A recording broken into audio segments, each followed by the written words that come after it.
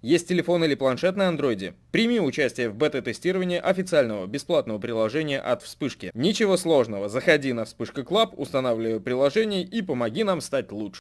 Всем привет, дорогие друзья, с вами Сергей Вспышка, и сегодня мы поговорим об Эрленберге. Я стал все чаще получать сообщения: «Вспышка, блин, ты научил играть на Эрленберге, теперь все, теперь здесь стояло.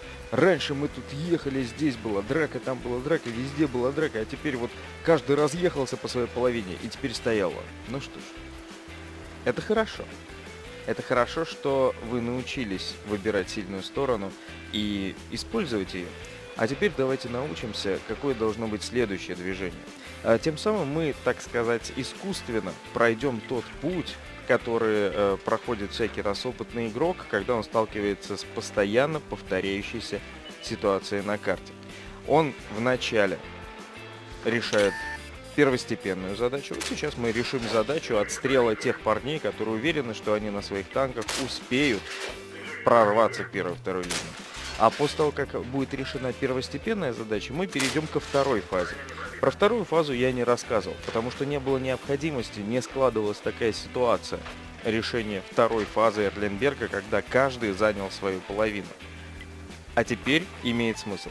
Я на одном из стримов, если не ошибаюсь, по тяжелым танкам, предположил, что после того, как вы заняли свою половину, если вы сразу поедете опять к своей базе и начнете давить через Северный мост, ну, соответственно, мы появились на севере, поехали вниз, вычистили свою половину, после этого мы не отправляемся через Южный мост давить сразу по горизонтали К, J, вражескую базу. Мы отступаем назад и едем через Северный мост. Почему?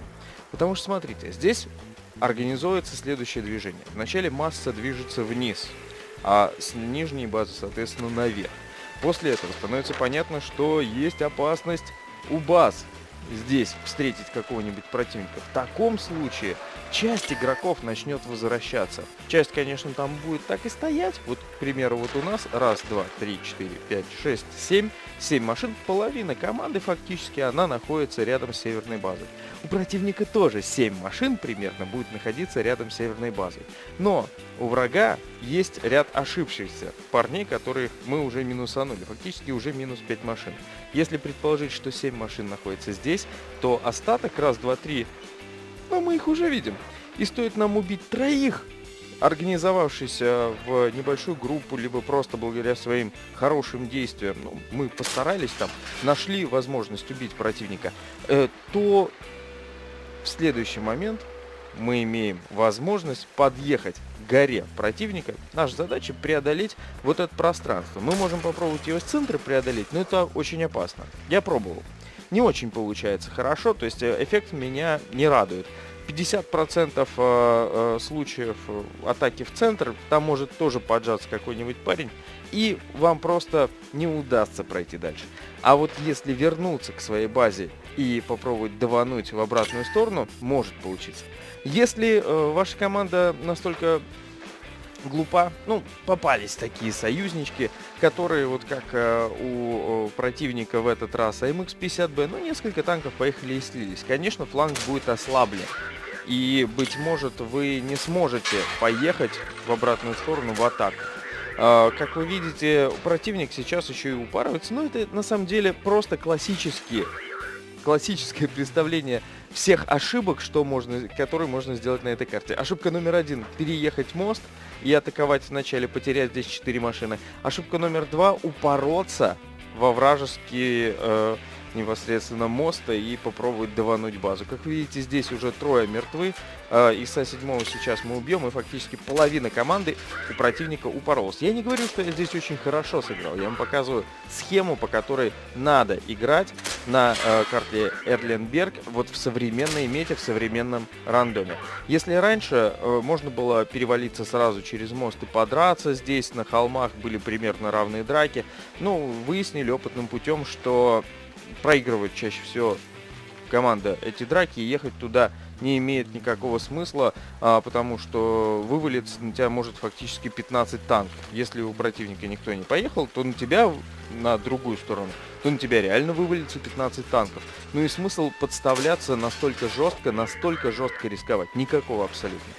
И после того, как мода изменилась, после того, как танки начали разъезжаться на этой карте правильно, ну, теперь дальнейшее движение, очень важно. И здесь движение представляет собой, ну, знаете, вот значок инь-янь, то в одну сторону крутится, то в другую. И здесь и союзники, и противники, танки движутся как вода, знаешь, плеснулись вниз, в обратную сторону, и идет уже непосредственно атака, схлопывание.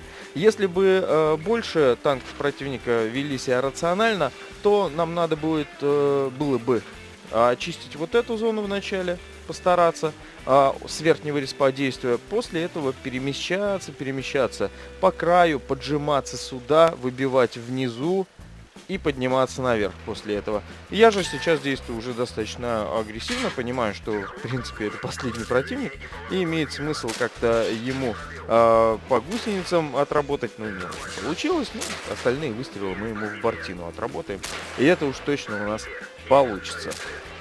Надеюсь, я помог вам этим видео. Если да, и вы поняли, что происходит на Эрленберге, вот во второй его фазе, ставьте лайк, подписывайтесь на канал, расскажу вам еще что-нибудь интересное. Видео не заставит себя долго ждать. Спасибо за внимание, с вами был Сергей Вспышка, и до новых встреч.